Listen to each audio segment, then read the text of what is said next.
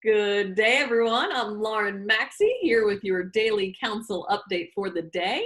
Today, we're going to be talking about caregiver agreements or caregiver contracts, a very, very common planning tool that we work with on clients on the elder law planning side, frankly, because this situation comes up so often. So older adult parent has moved back in very oftentimes with their child for whether it's safer or cheaper, for whatever reason, they've moved back in, and adult child is providing certain services along with that. So it is a common conversation we have because as the older adult has moved in, we're also looking at the future. And so will that older individual need to move into an assisted living community in the future, or potentially a memory care unit or skilled nursing facility? So as we're looking at that, it's looking at how are we going to pay for that type of care, because at home is a little cheaper, very oftentimes much cheaper.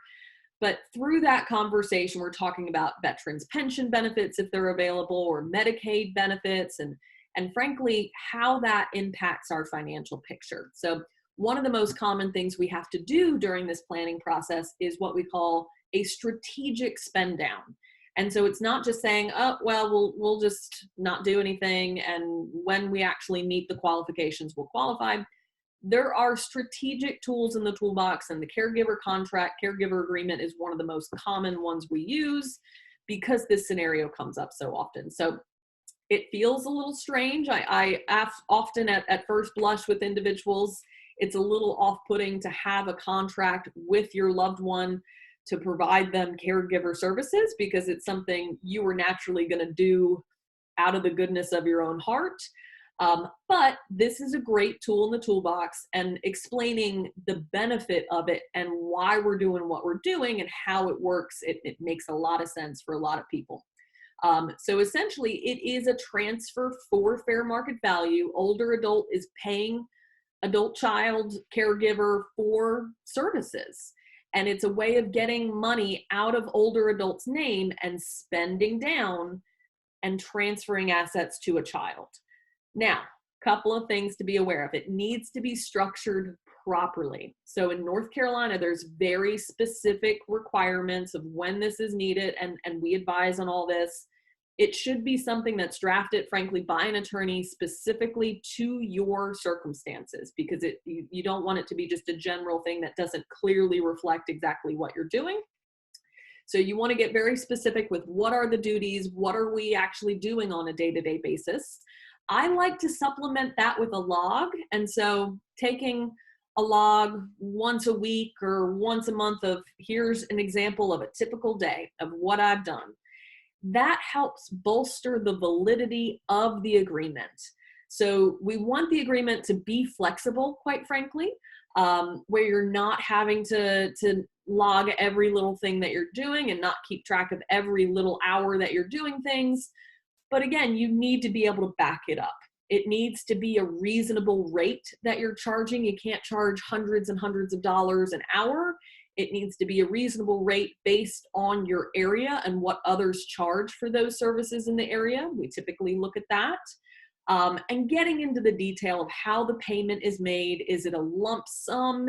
Is it a monthly payment? Most often that's what we're looking at, because on a monthly basis, things may change. And so naturally, very commonly, as time progresses, child caregiver starts to do more and more. So that's why I like that little log, because it's hard to realize on a day-to-day basis. But when you look back a month ago and say, oh, I wasn't doing this a month ago, Dad was able to handle that, and now I'm having to help with this.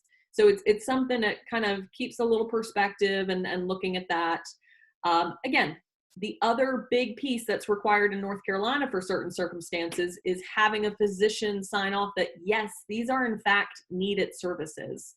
Older adult is not fully capable of doing these items. So we have forms for that and walk you through all of that.